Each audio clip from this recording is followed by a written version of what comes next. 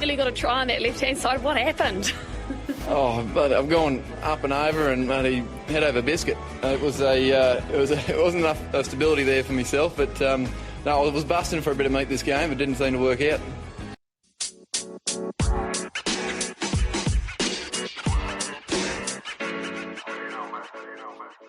Hello, cheers, and welcome to the Scrum of the Earth podcast, the weekly show for news, reviews, great interviews, and so much more all about the world of rugby. My name is David Lawrence. I'm an American rugby fan who follows the game wherever I can find it all over the globe. If you want to get in touch, I'm on Blue Sky, and you can always just drop an email to the Scrum of the Earth at gmail.com. Well, as you have no doubt surmised by now, this is not your usual weekly episode. We're kind of doing two this weekend. We're sort of taking two special guests and mashing them into a bonus episode that's also a hybrid episode, because between Harry yesterday and my guest today, we will have covered all the action from the weekend. I am hugely happy and ecstatic to have back one of my favorite all-time guests. You've already seen her face, and I've already mentioned her. It's, of course, the inimitable Rugby Julia. Julia, how the heck are you? Hey, David. I am well. Thank you so much for having me again. Spring has sprung. We here in North America are super, super happy for it, right until it gets too boiling to function. I thought you were going to, I live in Massachusetts, so I thought you were going to say until the next snowstorm, which is, I think, for you, slated for the next 2 or 3 weeks. I was going to say it could be next weekend. It's going to wait until a Free Jacks game or a Banshees game. I can just feel it. That's what I was going to say, actually. And again, I'm always so happy to be on your pod because I get to talk more American rugby. But yeah, I've been watching WER, of course. And you know, my personal podcast co-hosts are all Welsh, and they've been watching it with me as well. Oh, nice. And they were kind of everybody kind of was like shaken for a moment when we were watching the Onyx game, where it had just been snowing like moments ago, like there was still snow on the pitch. I was like, yeah, that's gonna happen. Yep. And of course the other big one, America. I didn't know. I don't know if you guys knew, but like when they called Chicago the Windy City, nobody believed us. And then I started getting British people to watch WER, and they're like, so how do you like play rugby in that? And I was like, oh, I mean, they do it all the time. We'll get to that, because the answer could be they don't, based on their record right now. A little bit. Okay, I don't want to jump ahead though, and our goal today is to stay on track time-wise. We will see if we can do it. I almost hate to talk about it even, because I gotta say I'm still kind of smarting from the result this weekend, but I feel like we should probably start with USA versus Japan. I'm guessing you managed to sit through this one. Yeah, I did, and you know, I feel the same way you do. Right before I jumped on, I'm really glad it just, you know, kismet. It just so happened that there was an article that came out that featured a few quotes from both Captain Kate Zachary and Coach Sione Fukafuka, and kind of gave us a little bit of insight into how they feel looking back at it. Yeah. And you know, I, especially being a fan of a few different women's teams across the globe, all of which have their own strengths and some, you know, really glaring weaknesses. And I've spoken before with other teams that I support about lack of leadership or lack of direction. And I will say this, it wasn't to win. I'm not worried yet. You know, I say that with the caveat that like we're all in the lead up to the World Cup right now. Every match counts. Every training day counts. You know, how your camp is doing counts. You know, we're going to talk about it in a second, but coming up right around the corner is the beginning of the Pacific Four. We're going to be playing Canada this weekend. And I was also checking out Canada socials, and they are feeling really confident. And I feel like across the board, well, they're feeling really confident about their camp. I mean, we can talk about Canada on their own. They're doing their own thing, and it isn't about like beating down USA. They're on their own confidence journey, and that's what they're talking about. But in terms of us, you know, I hate to keep leaning back on the old adages that we always kind of spew whenever we're talking about American rugby, which is like we're a young rugby nation, which is true, but we've had several years, which is true. This wasn't the result I expected. I'm going to be completely honest, and you know, I try, especially being a rugby fan, to like I try to kill the American exceptionalist in my head because it doesn't ever help us. Well, it doesn't ever help us, especially if you're a USA men's fan, but even if you're a USA women's fan, which I am and I have been, my whole adult life. I also know that we're not a traditional rugby nation and we haven't had a lot of years. It's true. Yeah. As always, it's as if you're reading my mind because I saw those exact same quotes that you referenced. Coach Fukafuka, he noted the team's difficulty transitioning out of their own half. Exactly. And of course, Captain Kate Zachary, she emphasized the need for problems. Better transition speed, adherence to their standards under pressure. Like, she's bang on. She's exactly right. I was really heartened. And again, this is coming from bouncing right off of Six Nations, where I feel like sometimes you don't get a good feel that any leadership on any given team, happens to be my team this time, but any given team that you're like, I worry about your leadership or I worry about your coaching. I feel like we're really fortunate that I don't feel that we have those problems up front for USA women. I feel like, especially coming from Rob Kane, this is a huge improvement in terms of coaching. I've always stood behind Captain Kate. I think she's still the right one to be leading it. There's no questions there. I think also I did fall into a fair but probably common trap. I did kind of watch the first few weeks of WER and get like really excited and be like, we're doing this. We're great. Like, this could be amazing. Yes, watching the Onyx stomp everybody all the time is great, but that's not the whole team. Right. And also, Sarah Shabbat is one of the coaches at the USA Women, but she's not the head coach. Also, I hate to have to keep falling back to one of the other teams that I support, but it just so happens that Wales Women also happens to have a coach that was really, really great at club. There were lots of reasons why Sean Lynn is great at club. And then for whatever reason, performance didn't happen at international. While Sione isn't one of the WER coaches, there are several WER coaches in the USA system. And that doesn't mean that it's all going to translate immediately. And so, I do caution USA fans that there is still growth to be done. When I say we're not a rugby nation, I say it specifically because it means that we aren't going to see drastic improvement like you do if you happen to be, for example, like a soccer fan. If you happen to be an NWSL fan and then you go and watch them at international, like, yeah, they're winning gold medals. Like, they've been doing it forever. We don't have that. That said, we didn't. I don't really see a more academic way to say this. We didn't perform. The transitions killed us. We weren't working in set piece the way we wanted to, and that was really what Kate hammered. And I just don't like the taking the foot off the gas. It seems like that's a habit too. That was what it was. And, when a team has that sort of problem, you can ask a few different questions. And the first one is always about the team fitness. And USA is actually one of the teams that's not the first thing I think of. I think in terms of our training at international level for strength and conditioning, I think it's okay.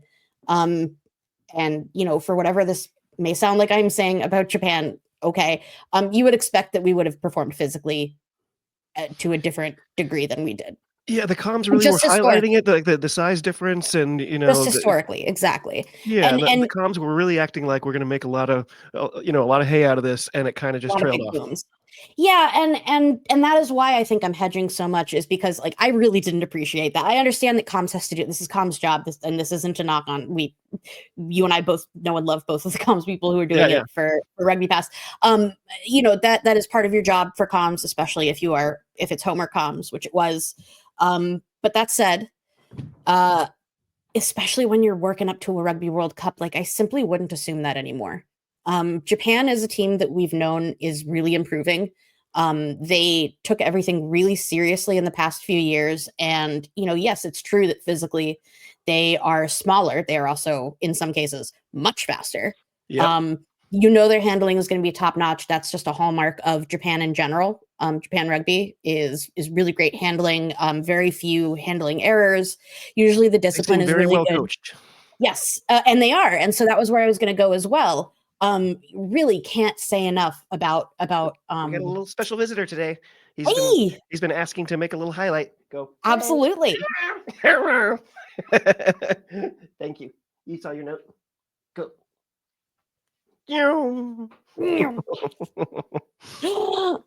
Baseball season starts tonight, so we're excited. Oh, fantastic. I will be relying on you and you informing me after the fact. It's not one of mine. You mentioned some of our younger players. Of course, we had two debuts, two first Eagle caps. Did you notice that? I did. I'm especially. I feel so bad that I don't remember one of them. But the other one was Erica Koulibaly, which I'm so happy about. I will admit that, like many people, even if you're really dialed into women's rugby, I didn't get to know that much about what used to be the WPL and is now WER. Right. I didn't get to know a lot about those players because I'll be real, the broadcasting wasn't as good as WER is now doing. I honestly didn't know it existed at all. I thought this was our first chance. It pretty much is. I mean, much like PWR went through several iterations, so did what is now WER. But the curve between the two was way higher here in America. So all of that said, I know that there are a lot of names that I only know because, like, again, rugby is still pretty small in America. It's still at the point, and I've been out of the game for a really long time. It's still at the point where, like, through a friend of a friend, I've still been seeing this person around on Instagram and everything. Koulibaly was one of them, but I didn't know. And man, what a get! Right? I think that's the exact kind of energy and style that we need. Where we need getting a try on your debut is always just like maybe it's just as a fan, but you're like, oh, this is something. Yeah, but you really can't ask for more. And I don't think USA has the same problem as some other teams do with confidence, either making or breaking a game. Some teams are really, when I say emotional team, I don't mean that as a ding, but rather, when they're playing really well, then they jump to the next level. When they're playing really crappy, sometimes it can kill them. And when we talk about Six Nations, we can talk about that, unfortunately. But America isn't one of those in terms of our pace, the game pace. But that said, you can really get energized by something like that. And especially the team knew these two rookies, which always really helps. There's lots to say about the pathway in America. It's definitely not the traditional kind. If you're a longtime rugby fan, it's not the same pipeline as you may be used to. But in this case, I think the pathway is really delivered. And our other debutante, her last name is Bailey. Her first name, is it Capuina? It's Capuina Bailey. There we go. Thank you. Yeah. And one of my favorite stats, Hope Rogers tying the record for most test caps by a women's Eagle, and I'm guessing she's going to be playing against Canada in Kansas City. Yep, absolutely. And I mean, Hope is one of my all-time favorite players, just across the board. I think that this is one of my hottest takes that, like, would get me canceled on probably a different podcast. Definitely won't hear.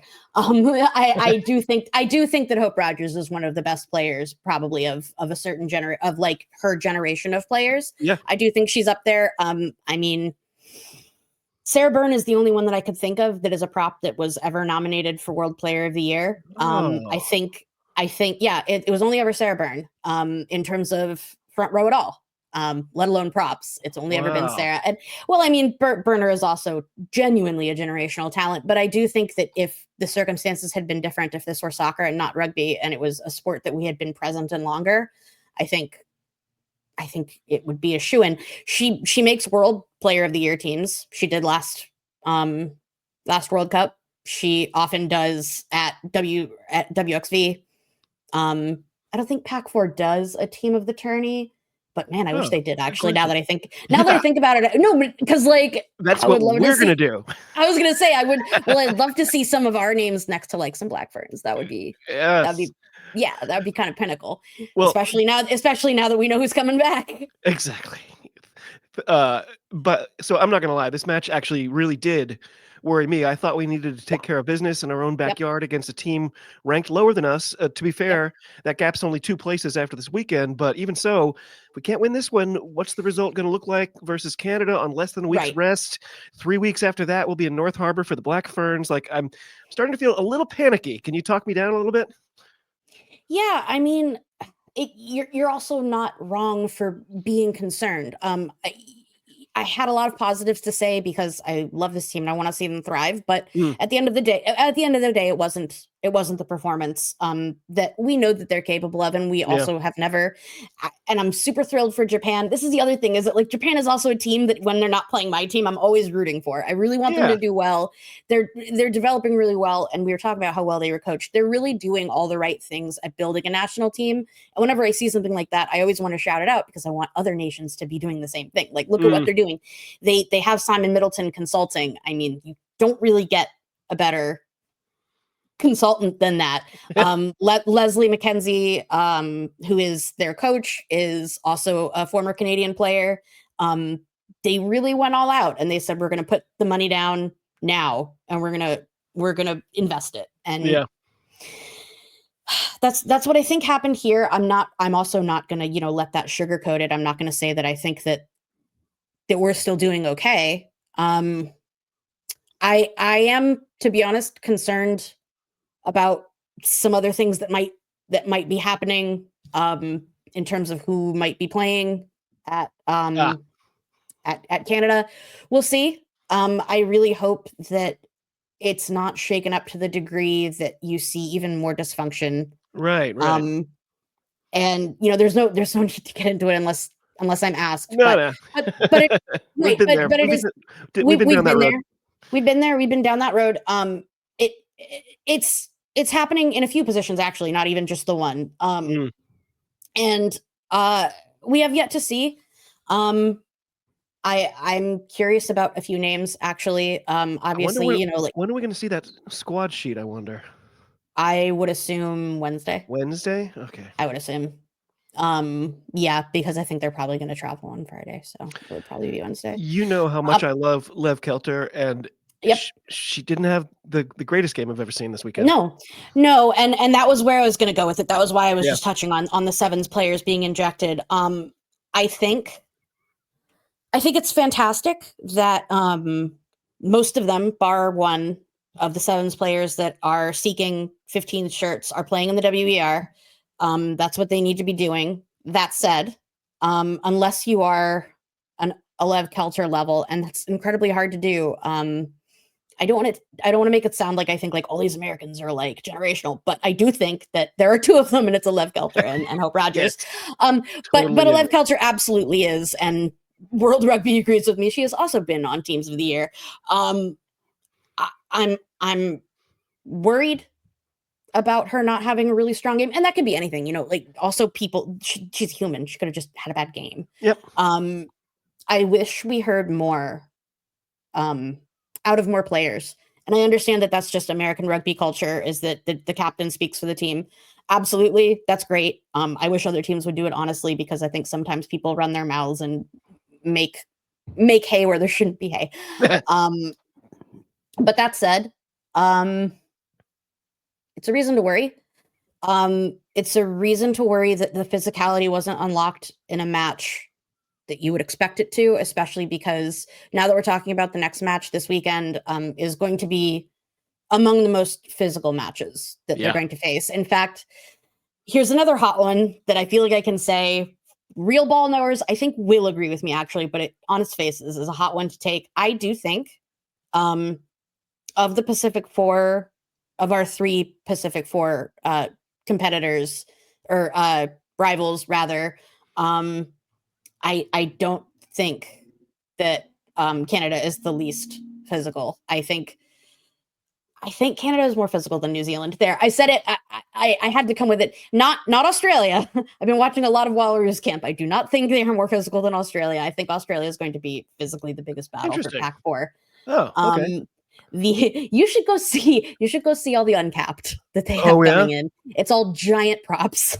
it's well, I mean, one of them I was just watching her squat, and she squats more than Eva Carpani, so like I'm worried. Absolutely, I am. If you can't bring the physicality to Japan, again, nothing against Japan, they have a lot of strengths. But if you can't bring the physicality against it, that's a big part of your game. For America, it is a big part of our game. So if you take that weapon away, what else do you have? Because we don't have discipline necessarily. We have speed when we have space. We're still learning how to make space. Yeah, there are a lot of small concerns. And I feel all of that was to say, my conclusion is I feel like a lot of small problems that we have added up. And Japan was a match where you learned about snowballing, about like errors compounding, losing your momentum, making small mistakes at critical times. That slows the game down. Any rugby player knows that, but you also start to realize that they can kind of like domino. Yeah, it's one where I like it wasn't good enough. That's what they both said too. So I don't feel bad saying it, but I think they know it wasn't good enough. And it could be argued maybe they didn't take Japan seriously. I really hope that's not the case. Yeah, me too. It's funny because all this talk in the lead up to the Pac-4, and it's so close, and I'm all of a sudden getting this overwhelming feeling like, you dummy, you didn't set up a preview for the Pac-4, which we actually could be doing right now. But why don't we save it and do our players of the tournament? Like we can do a 15 from the Pac-4, and yeah, absolutely, that'd be fun. Meanwhile, here's a surprise trivia question for you. Which two players for France were born on July 26th, 1996? Was it Ramon and Marie Ménager? It was very much. I just wanted to highlight that little tidbit. It's just one of my favorite takeaways from this year's Six Nations. And speaking of which, he said, smoothly transitioning. Fantastic. I was wondering if you were going to do it. Oh, wait, you're not supposed to say smooth transition. I screwed it up. The Six Nations did wrap up this past weekend. And hold on to your hats. The Red Roses won the Grand Slam. And spoiler alert, they're going to do it again next year. So probably. In all seriousness, though, we did have some great action this weekend. Even I kind of got into it this weekend on the final round. Started with Scotland versus Ireland at the Hive. I had casually predicted that Ireland were going to just walk all over the Scots, so I was very happy to report just how wrong I was. Yeah, some folks did. I'm actually quite proud that I listened to everybody else's predictions as well. My podcast was the only one who didn't predict that, but we still did predict an Ireland win, but we said it wouldn't be a walkover. We said it would be like a 5-pointer. That said, thrilled for Scotland for this one. You always see how much it means to Rachel Malcolm. That always feels good. Even if, first of all, I can't think of anybody who considers Scotland like a grudge other than Wales, which we can talk about in a sec. I can't think of any team that considers Scotland like their rival, not because of skill, but like everybody loves them. They're a lovable team. Like it's very hard to dislike Rachel Malcolm, Sarah Bernard, Rachel McLaughlin. Like they're all very lovable. So all that said, thrilled for them. In terms of what to say about it, honestly, I feel like Scotland played the same way that they had throughout the tournament. This time they made it work. It was also it was also a little bit of like Scotland is the kind of team where if they are in a bad enough state and they get together and they do their rallying right and they're like in the right zone, this is the kind of stuff they pull off. Scotland to me is very much a team that like pulls stuff off when they've got it in the heart, and that's great. Especially because the rest of the performance just erupting the stadium right there at the end. That's the kind of match. If that was game one of this tournament, I would have been like, we can do something. Exactly. And in fact, I believe that if this sort of thing had happened in the beginning, I think they could have had a completely different tournament. I personally thought that they would come in third. Yeah. A lot happened earlier in the competition. A lot that you can kind of nitpick, and other people have done better, and that's not what this episode is about. But I will say, Ireland is a team that can still pretty easily succumb to pressure, and I think that that's what Scotland did, which is great because that's what they want to see. We're going to see a lot more. I still, and I haven't discussed it on this pod before, but I have. If anybody is familiar with other stuff we've talked about. There are still some concerns about coaching at Scotland. They've had a lot of people come and go mid-tournament, which isn't amazing. And they aren't necessarily the most impressive.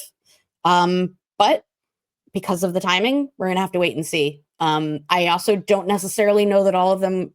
This isn't something that I've like heard or anything, but just the way that things go running up to a World Cup, they might not stay. They might decide they want a better fit. And also, what do I know? I don't know. Maybe they are a great fit.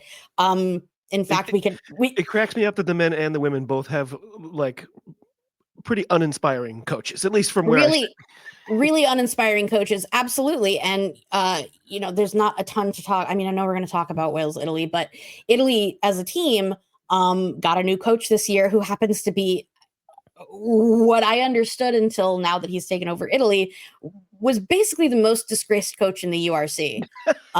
He was fired from Zebra for being bad at coaching rugby of the worst team in the URC. So when I found out that he got Italy women, I was like, oh, this will be terrible. And also, I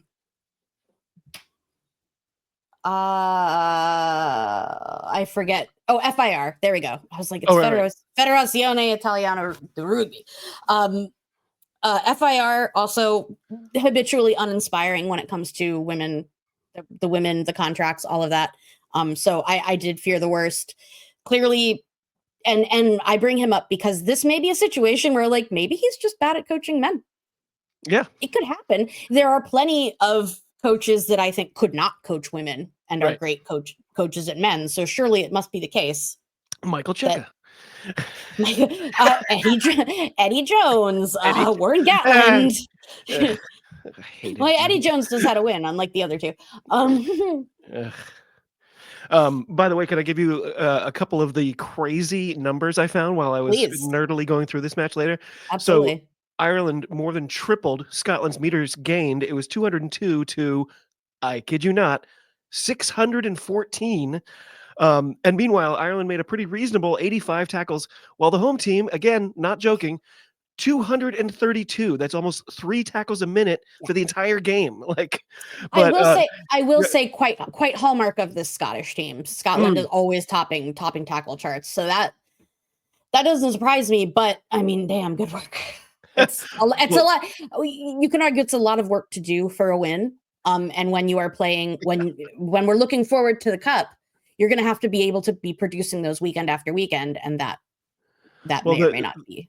The numbers that amazed me the most, though, Ireland making 25 handling errors and coughing up 16 turnovers. Like we were talking about, maybe sometimes you have an off day. They had an off day. Yeah. And that was going to be the other half of my conclusion for this one is Scotland. I want to give more fair play to Scotland because like they earned that win. That said, this was not the same Ireland that they brought to other matches. It's not the same Ireland that they brought against England. And you and I talked like before the Six Nations started, you and I talked and both of us were asking the same thing. Is what we saw from Ireland last year flash in the pan, or is it real? And even with this performance, I think it's absolutely real. I think they've become as good as we thought, and they just had an off day. Exactly. That's what I think happened there. Well, amazingly, even I have to admit that it was an incredibly exciting contest between England and France. Abby Dow, she was the difference maker for me. Where have I heard that before? Absolutely. Yeah, not surprising. The Red Roses just held on to win 43-42 in an instant classic. Marine Ménager, she did great things for the visitors, but also might have given away their final chance as she stepped into touch accidentally, and she had a 2-on-1 out to the right. That's gonna haunt her. Yeah, that was how she felt after the match. She said it herself. Oh, I didn't even catch that. Really? Oh yeah, no. It was rough. In French. It was in newspapers later. It is rough. I do want to add, just because we used them as trivia already, and because friend of all of us, Hattie, on my pod, found this cool piece of data or this cool fun fact. Indeed. Yeah. All right, great. So one piece, especially if you are also a men's fan or whatever, there are lots of sets of twins throughout rugby's past. Most of which who have also all played on teams together. Sometimes not, but those are brothers. Anyway, 3 pairs of twins that we could find in data have both scored in a game together twice. Only Marine and Ramon Ménager have scored in a match together 3 times. Wow. A hat trick of braces for twins. That's just... Yeah. I mean, like, and I think I don't want to talk out my ass. I think that they also have a younger sibling, and Oh. like, what is that? I know, but like, what is that like at holidays? Where it's just like, hey, so the unimpressive one. When Super. I was talking to Harry Jones yesterday, and I was giving him the question I've been giving lots of people: if you could pick between being Akker van der Merwe or Duhan van der Merwe, and like, of course, Akker's nickname is literally the Angry Warthog, and Harry Yep. described him as looking 87 years old, and meanwhile, your brother's this GQ model. I would be so mad. Seriously, I'd be so mad. And I This is how. already have an impressive sister who like runs marathons and is a doctor, and I'm Oh on rugby man. podcasts. Yeah, no, I know exactly what it's like. I got you, Akka. By the way, Emma Singh, she also nabbed a brace. How good has she been? Fantastic. And I would just like to say, a lot of folks, of course, I feel like this is an artifact of people who don't really follow women's rugby being given, but who follow men's rugby, being given columns or like articles or whatever, who are journalists, and who like just pick up on the few names that they see all the time. So of course everybody knows Ellie Kildun. So everybody assumed that if she wasn't in, whoever is coming up behind her must not be that great. Okay, well, so I can tell you don't watch women's rugby, because if you thought that about Emma Singh, that's stupid. Yes. She just came off of winning her third club title in a row, and also is, in my opinion, the most prolific English kicker, Yeah. pretty much since Skaz, I'd say. Zoe Harrison has her days. She did fine for France, absolutely. Nothing against them, but when I look at prolific on target kickers, it's Emma Singh. Everybody said that, she couldn't compare to the land speed of Ellie Kildun. Wrong. Wrong. Got two tries. Wrong. Yeah, couldn't work the wing. Doesn't have the footwork for it. Wrong. Both. So no, I'm thrilled for her. I think she has an unfairly steep hill to climb, wearing the 15 shirt, but that's not her problem. Like, I'm sorry, it's not her problem. Like, it's great. She's never said a bad word about Ellie Kildun. I will. Like, Ellie Kildun is not infallible. Very few are. Yep. Well, you mentioned kicking on the other side for France. Morgane Bourgeois, she nailed all 6 of her conversions, including for her own try. That was pretty cool. Do you want to talk about how important she is to the French team right now? Yeah, absolutely. I think she was certainly a linchpin for their performances throughout the tournament. That said, understandably, France themselves weren't very happy with their performance week over week. I think they would agree with my take, which is definitely the best game for them was the one against England. They are in a rough spot as well. French rugby traditionally isn't super talky. They don't talk to the press a lot. They don't trot their coaches out to explain why things happened like some other nations do. So we don't really know exactly what's going on, but they do put out a weekly video when they're in camp, like sometimes other nations do as well, but France does. And if you were watching those from week to week, especially when the coaches were talking to the team, they don't look like the France that we are used to seeing. Interesting. And people have considered France arrogant before. I don't know. I think that's just the French. I definitely don't think that they were this Six Nations. And I think they would agree with that.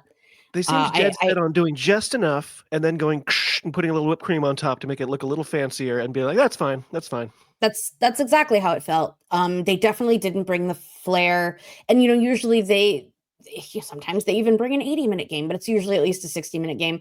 This tournament, we saw them playing halves.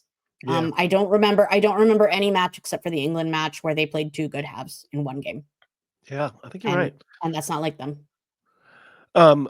Well, that was, of course, England's 7th consecutive championship. Hard to see that coming to an end anytime soon. And they look like frontrunners for the upcoming World Cup. Anyway. Yeah, moving along, honestly. There's more exciting things. Yes, exactly. The final match, of course, of the tournament was on Sunday. Italy hosting Wales. The visitors desperate to at least get one win, which they were unable to do. It was kind of a bit of a beatdown. Italy winning handily 44-12, shutting them out in the second half entirely. Squidge, a couple days ago, had the most damning stat I've seen. This was the first time in history when the Wales men's team and the Wales women's team lost every single game in the Six Nations ever. Julia, and you're the Wales fan between us. Any bright spots for you? No, not this tournament. No, there is a litany of problems at Wales, some of which the girls themselves can control, some of it they can't. Compounding it is that, and this is something that I think I've even talked about with you, even when that wasn't the point of a podcast. And definitely I've gone over it lots and lots on my own podcast that does sometimes focus on Wales. There has been significant upheaval at the executive level. WRU leadership is non-existent in my opinion. The union itself isn't fit for purpose. Everybody agrees with it right now. Unfortunately, over in men's land, one of their four regions, one of their 4 club teams, Cardiff folded, has gone into administration, which is something nobody ever really thought was coming. The writing was on the wall for a bit. It wasn't completely a surprise, but it's something that if you had told a Wales fan from 5 years ago could be happening, they wouldn't have believed you. Yeah, they would have said you meant the Dragons, right? You meant the Dragons. Well, I mean, we joke, but that really is what people would have assumed. And now it looks like, in fact, the Dragons are probably going to take over one of the 2 Celtic Challenge teams. Indeed. Crazier things, I guess, happen. But for the women, there have been a few significant problems. One of them was that the coach was not the right coach. And the problem is fans and players alike knew it longer than when it was taken care of. It was incredibly, I was going to call it selfish, but like for who gained from it? Other than Ewan Cunningham himself, who gained from it to keep him in his role that long when it was long true that he shouldn't have been there. We found out that the entire team was being bullied by the executives about the dangling of the contracts, the complete mishandling of that, and then on top of all of that, also horrible sexism and homophobia problems, which doesnent help when you are a team full of queer women. Yes, which that team is. When your captains, both of your captains are queer women. It's great. Not the case with Hannah Jones, but at the time. There was a lot going wrong, leading straight into the Six Nations. Sean Lynn is the right person for the job, so that's not what I'm saying. It sucks that the way that it happens is that PWR ended 4 days before Six Nations started. Yes.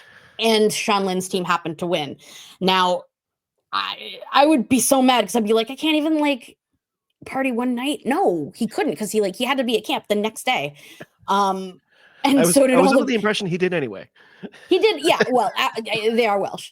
They had a little bit of fun. But half of the girls on the team were on that championship team. Sean Lynn was the coach.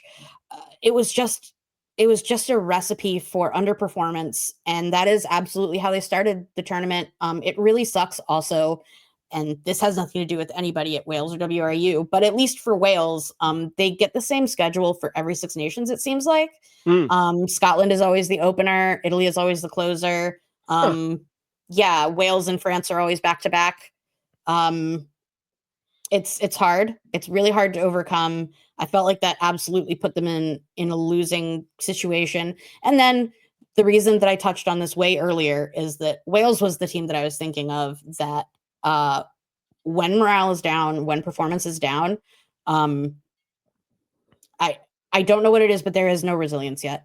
There is no bounce back. There is no fight back. There has been before. We've seen it in, 2018, 2019, up till right before COVID. And even the first one back from COVID was okay. But since the Ewan Cunningham tenure, here we are. Italy absolutely deserved that win. It was also the best performance that Italy put on. I don't mean to focus all on Wales. It was also the best match that Italy played of the tournament as well, and not just because they were playing against quite a weak team. It was the one where I saw the most spark of creativity. It was also the one where everybody looked happiest playing their rugby. They really did. Yeah, Italy, I wouldn't consider an emotional team in the same way as Wales, but I would say that like with Italy, you always know when they're having a good time, Yeah. and they were, Well, Wales and that were was leading at fantastic. halftime, which to me makes it Right? even more painful. I mean, for them, obviously, who cares Yes. what how it made me feel? But like, and like you said, I want to give Italy a lot of credit because it was definitely their best performance. Wales Well, only managed. they put their foot on the put their foot on the pedal when we took it off. That's what Yeah, happened. exactly. And like you said, no resilience, no fight Yep. back, no bounce back. No. Wales only managed 204 meters gained. Italy didn't even have to make 100 tackles to put this one Yep. away. But yeah, so you kind of teed this up perfectly. So there's been all these things that the circumstances have conspired to cause the Wales women to struggle. It is undeniable. And you also already mentioned like we have a new head coach, but he had 5 days to prepare. Yep. Um, just this week, though, Hugh was making comments. Mutual friend Hugh was making comments about it might be time to start pointing fingers at players rather than Yes. circumstances. Do you And that agree? was what. Yes. Yes. And that was what came out. Sean Lynn. Oh, he didn't put it out. Somebody put out an article today. It was a news site I'm like not used to. I think it's like really, I don't know, very local to Wales. Like it was like Dragon Sports or something. I don't know. It wasn't Okay, SeanLynn.org. SeanLynn.org. But did come out with a few Sean Lynn quotes that made me feel a bit better. I was worried personally coming into it. Sean Lynn is very much like a family. When we feel good, we play good type guy, which is Mm, fine. But rugby is a tough sport.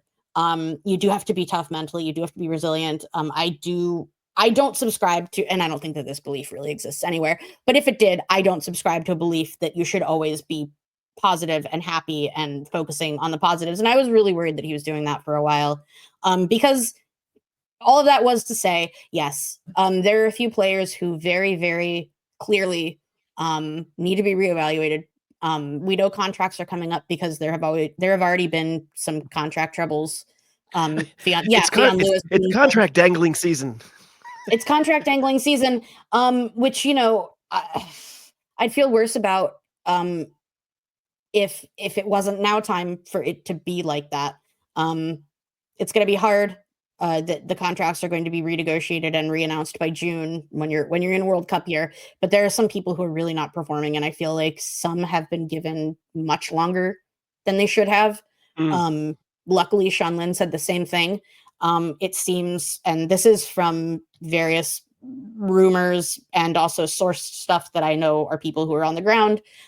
He has been at the U18s and U20s camps. He kept a very close eye on the U18s' fantastic performance at the U18 Six Nations Festival, where Wales did better than they've done in a very long time, due in no small part to Siobhan Lillicrap and Eleanor Snozel. So that's heartening. It's not that there aren't players who can do this. There will be decisions that are hard, in my opinion, and we don't need to go into it unless we want to name names. But there are some names that I know that Sean Lynn. Yeah, there are some names that I know that Sean Lynn doesn't want to have to say, but he's going to have to say, are going to have to get better, or they get dropped. Interesting. Yeah, including one really difficult one. But How are you feeling in the lead up to the World Cup? Do you feel like, okay, that was a pretty awful tournament, but now he's fully embedded. We've got the group. They're going to make some changes, and now we've got a run of several months. Is that going to be enough? How much better are Wales going to be? Now that one's a hard one in terms of how much better they're going to be. I really don't know, and I only say that because I would like to know which names he's looking at in 18s and 20s, because there are a few that I think could make a really huge difference. We've already seen Alau Piers and Maisie Davis make huge splashes. They're both out of the Celtic Challenge. I think they're both still U20. I think they're both 19. That has worked. That gives me hope. The performance at the U18 Six Nations gives me hope. The question is going to be if the hard decisions can be made soon enough. One of the hard decisions will ultimately mean that there's a change in captaincy. That's all I'll say. That said, both of the vice captains, either of those are the right choice, so I'm not worried about it. But we need to make it one of those now. I think would change morale a lot. I think it would inject a lot of energy. I think what needs to happen right now is the hard talks need to happen. You need to get them out of the way, which is, I think, something that they didn't do for the longest time. And like, Right. it hurts more when you pull the Band-Aid really slowly. Yeah. Just do it. They're going to have to do it. But that said, they can pull this back. We've done it. They went from what would have been, I mean, it was in the first iteration of it, but what would have been WXV 3 to 1, they jumped. They can. Yeah. Definitely. They can. It's going to be whether they can make these hard choices. And if they do, I would love to see them make a semifinal or a quarterfinal. I would love to see it get there. I don't have any delusions of grandeur, but I would like to see them get there. I don't mean to put you on the spot because I don't have this in front of me either, and so you might not know. Do you know who is in their pool for the World Cup? I don't know it off the top of my head. I shouldn't have sprung that. No, I do. It's Scotland, Fiji, and actually I do because I have. It's always Wales and Fiji.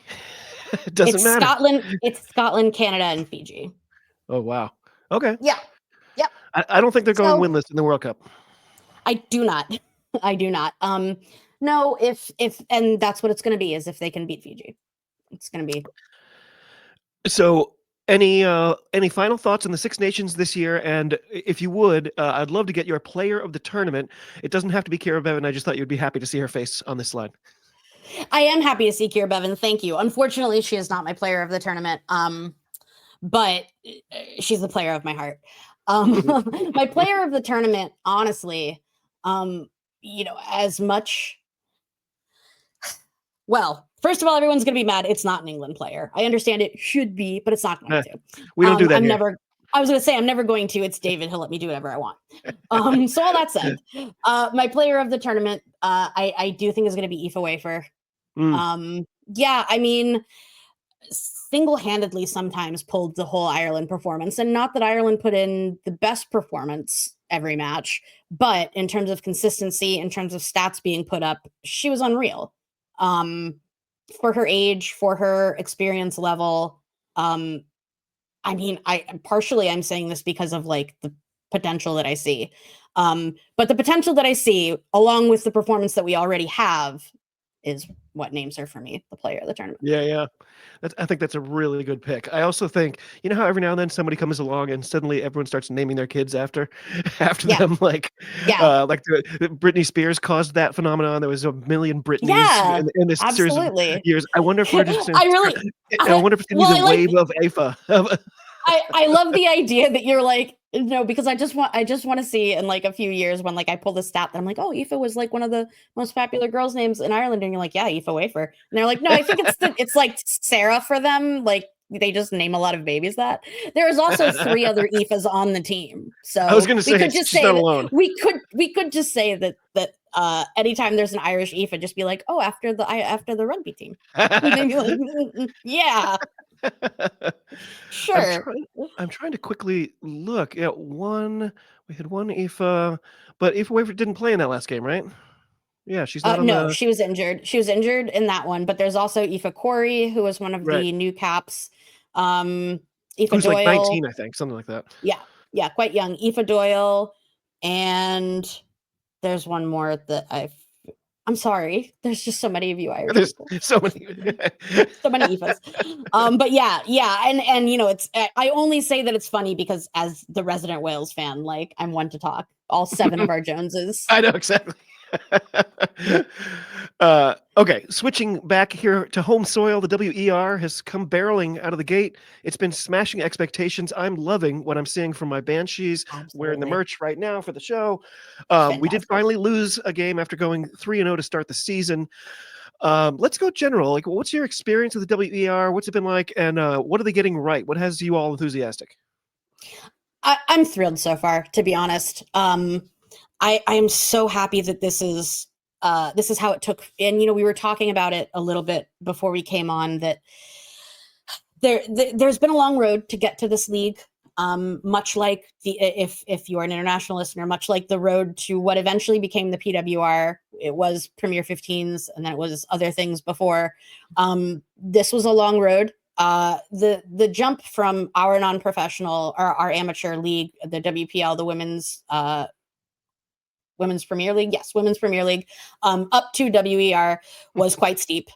WPL was broadcast, but not very well, and it was hard to find.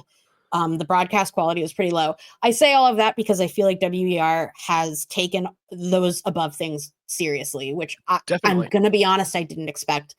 Getting the DAZN deal, DAZN, was huge. I understand that it's not an app. If you're only a rugby fan, if you literally don't watch any other sports, I understand that it's not like the first place you'd think of.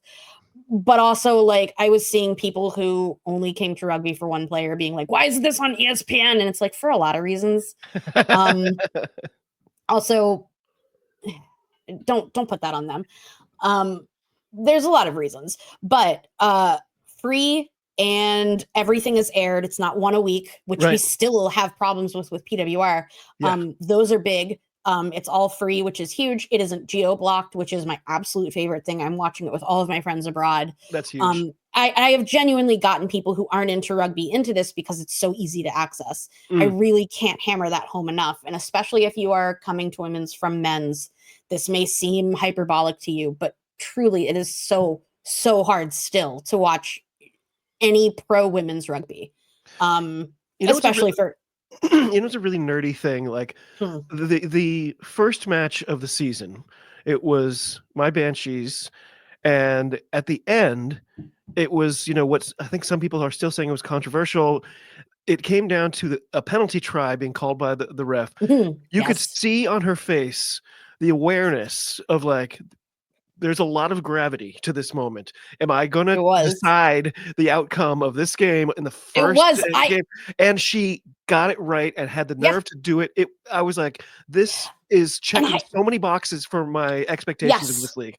Yes, it made me so happy. I'm so glad you brought that up. That is one of the things that I cite, is that I really like that we aren't treating this league like it is a child. Even though, yes, it is a jump from where we came from, but these women are not new to this structure. These women are not new to each other. They're not new to the rules of rugby. This isn't rugby with training wheels. And I've also really appreciated, first of all, they're trying something different each match with comms teams. I like that a lot. I think that some comms, and this is for any sport, this is definitely for rugby, some comms people play really well off each other. Sometimes you really want one stoked person or one quieter one. Sometimes if for women's rugby, you very rarely want two men's commentators. They've avoided stuff like that. And I mean, not for nothing, but like if this were a rinky-dink league, like Rocky Clark came over. Exactly. I mean, it's something. And what I've really liked every time, and I've caught all of her matches because obviously I want to hear her commentate our matches. First of all, she sounds like she's having a fucking blast. I think she's really having fun in America, but also because she's such a rugby noz herself and like loves this game so much and wants to share it with, I mean, friend of me and co-host of my show, Hattie, happened to play for the team that is under the Saracens. So of course, a lot of interactions with Rocky and co. And by all accounts, not just my friend, but across the board for many years, like her favorite thing is rugby. There's a reason why she just never retired. Like you had to pull her away from it. And I'm trying to remember who it was. The last one that she commentated that started off with 20 minutes of just scrums. Which is horrible as a front rower. I will tell you, it's very hard to play 20 of the first minutes playing scrums. Yes. But she loved it. She was just like, this is the best rugby that you're going to see. And everyone's like, oh, chill. She's like, no. But I love that. And that's what gets people into it. And it's that read on American, American sport culture. That's another big one. I do love that we haven't lost our American sport culture building this league. I love that the excitement level is like, it's paired to us. Not necessarily, the crowds have been great. Exactly. The crowds have been so great. The crowds are really, it's a really great cross section of like the types of people who are friends and loved ones of rugby players. And according to man on the street interviews that like announcers were doing before and between halves, some of them are brand new. Yes, a lot of them are also rugby teams that are nearby or like have friends playing. But there have been some people that were just like, oh, somebody like found me in the parking lot and told me that they're playing rugby here. And I was like, I've never seen that. And they were like, yeah, it's $5. And so like I came. Oh, wow. I'll take it. I can I'll tell you, take it. it is not $5 here. It Yeah, is not. I know. Definitely I not. know. That was what I was wondering is I do wonder if it was just that like we need a few more people in and like you're walking by the stadium, like I'll cut you a break. Which also to be fair sounds very American. Yeah. We need to fill these. Like, what if I just make it $5? Will you? Every day like, is right Kids now? Day.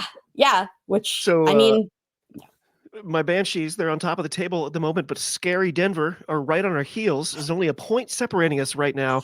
And of course, Denver have only played 3 games. We play them on Sunday. Is it too early to say this could be a premonition of the final?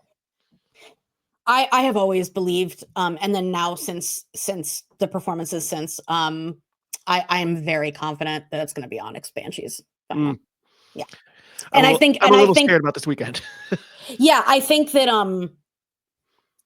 I think that that'd be the best one too. What I'm also really enjoying, and which might also interest, I mean, probably just Americans, but might interest more people. What's really fun right now is that all the teams are playing without their Eagles. Yeah.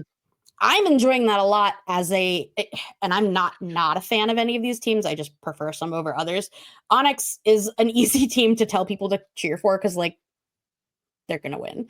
They have half the Eagles, but that's one of the like very, very, very few nitpicky complaints that I have is and by the way, it didn't happen because they wanted to like give one team or another the benefit. I'm very lucky that I happen to know one of the Exiles players, and she was explaining to me how teams happened, and it was a kind of like an if then process. Okay. Where it started off with just being like when you declare, you can just declare generally, or you can declare for a team. And in order to declare for a team, you have to either be in that place, demonstrate that it would be easy for you to move there, be like, I have family there, or like my job said I can move there. I played there for college. Reasons like that. Basically, WER came to them and was just like, we want to make this the least hassle for the most of you. So we're gonna have you like divide yourselves up. And then of course, another big thing was that these teams are more or less based off of WPL teams. So many of them were just the teams. Onyx was Glendale Merlins and who's the other one? Black Ice. That sort of thing. And then Bay Breakers was the All Blues. Right. So yeah, North Shore for Chicago. All of that, obviously, those all trickled. And then otherwise, if you were just declaring generally, it kind of went down to like, what's the easiest? Like, I was trying to think of like, what if Kate Zachary came back and wanted to play? You know, she's from Kansas. It's not immediately obvious. So they would go to her history, and the last place that she played, and it wasn't the Glendale Merlins, that's the men. It was the Raptors. Sorry, my bad. But the last place that she played was Colorado. She would have probably gone to the Onyx.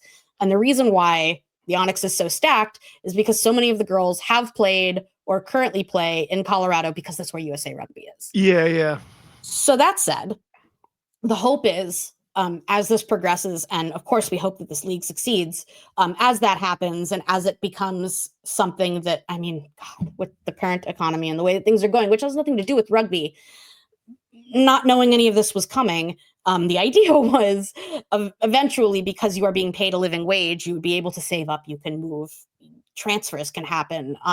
Right. I don't think we're going to be going to a draft system, so I don't think that trades will be a thing, but transfers, being like, yeah, just, you know, my job, my spouse, or, you know, I feel like I could be a starter at Chicago when I'm on the bench at Onyx, sort of thing. Unfortunately now, because God knows if we'll have an economy by next year, it may take longer. But otherwise, I do fully believe that they are going to figure out some ways to make it more competitive, because they've said from the beginning they want this to be competitive. And of course, all the players do. I don't think that the Onyx are sitting around being like, yeah, we should be literally half Eagles. And to that effect, we did see Onyx play without their Eagles. They played Chicago without their Eagles, and Chicago held them almost scoreless for a half. Yeah. So as much as we can joke that like Chicago doesn't have a great record right now, like, okay, Chicago also doesn't have a single Eagle. Yeah. On weeks, yeah, it's almost embarrassing to admit, but like when they don't have their Eagles, it makes me less intellectually lazy. Like if there are some Eagles on the team, I don't learn anyone else's name. I'm like, oh, there she is. I know her, and then I don't. But when they're not there, I'm like, okay, I like what she's doing. Yeah, who's she? exactly. So. Well, and the thing is, we can joke about it or whatever, but that's actually really great because that is how you learn about people who then end up debuting for the Eagles. Exactly. The reason that I knew about how good Koulibaly was is because I had been watching her in WER and she was killing it. And I was like, it would be ridiculous if we don't tap that. We did. And it was really successful. Which I also think WER is going to be great for. And I do think that we're going to be looking at all of the teams. I don't think that any of these teams are so weak that there is no value in them, which I think they've done great at. I think it also speaks to the rugby here is better than people think. But oh, absolutely. I'm glad people are learning that. Well, we have struck the hour mark and are turning into rugby pumpkins. Any final thoughts on the WER? Any other players you want to highlight or anything? Fixtures you got marked on your calendar? Not yet. I am excited for the Banshees this weekend. I'm not gonna lie. I'm more nervous than excited, I think. yeah, nervous. Nervous, but I'm excited for them. I do believe that the Banshees is one of the teams that is most resilient without their Eagles. Also they are a well put together team. They're coming off of Beantown, also a well-run team. Oh yes. other than like what our friends may say about little nitpicky executive type stuff. Yeah, good team. This is the debut of the new stadium too, the soccer purpose-built stadium in Rhode Island, and so I think the first soccer game there is Saturday, and then the Banshees are there on Sunday. I've got my tickets to be there on the 31st, and then presto, MLR announces that's the venue for the MLR final. So apparently rugby people love this new place. Fantastic. That makes me super excited. I'm super excited to see it. And yeah, all I will say in conclusion for WER is please, if you are a rugby person, I really encourage you to check it out. I understand that it won't necessarily be exactly what you're used to. If you give it just a little bit, I promise you're going to find it really entertaining. Everybody I've shown it to, even consummate rugby noses, have all found something that they love, and I feel 100%. Like that's what American rugby has to offer people. I really encourage you to see it. So, Julia, this has been incredible as always. When can we expect the next Treehouse? Actually, I didn't even really give you a chance. Plug your show. We've kind of referenced it without naming it.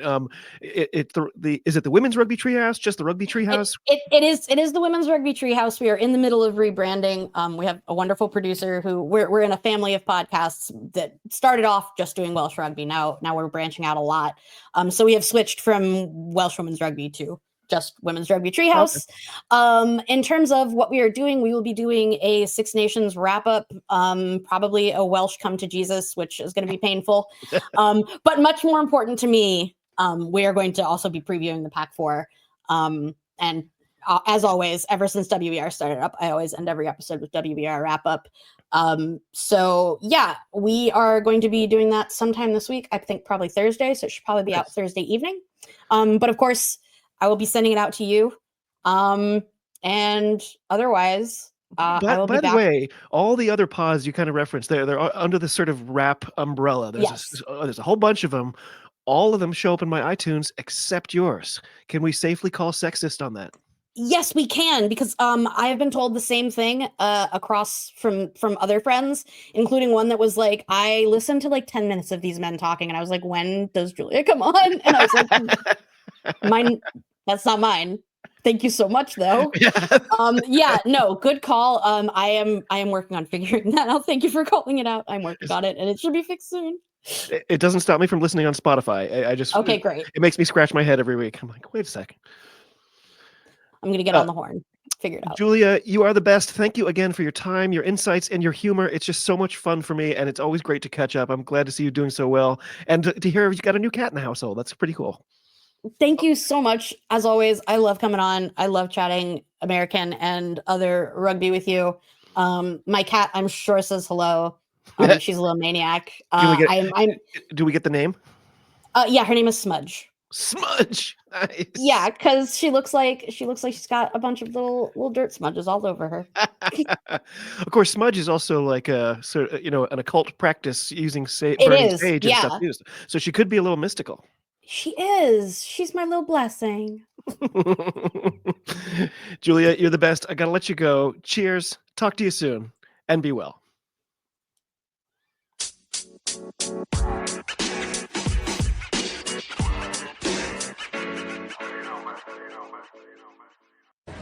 It gives me great pleasure to be here today. Oh, it does, Nate. You want to tempt the wrath of the whatever from high atop the thing? I wish I could get up at 11:30 every morning after being out all night God knows where.